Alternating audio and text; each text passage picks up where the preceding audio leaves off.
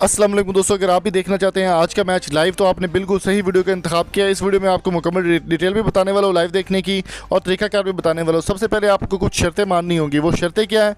आपने इस वीडियो को लाइक करना है, 1000 लाइक्स कंप्लीट करने हैं। 1000 लाइक्स कंप्लीट करने के बाद आपने कमेंट बॉक्स के अंदर लिखना है PSL लाइव, इस्लामाबाद यूनाइटेड और क्वेटा ग्लैडिएटर्स का आज का मैच लाइव देखने के लिए आपने ये हरकत करनी है, लाइव लिखना है। उसके बाद सब्सक्राइब करना है और बेल आइकन को ज़रूर प्रेस करना है।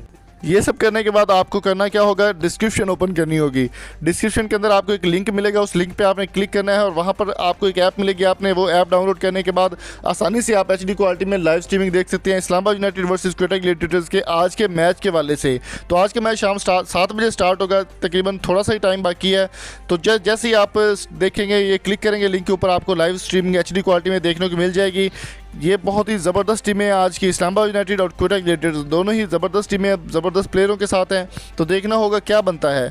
आप आज कौन सी टीम को सपोर्ट करें ये भी कमेंट करके ज़रूर बताएं। डिस्क्रिप्शन ओपन करें, वीडियो को लाइक करें, सब्सक्राइब करें और जल्दी से अपना PSL सीज़न 6 का ये मैच एंजॉय करें। Thank you so much for coming. Allah.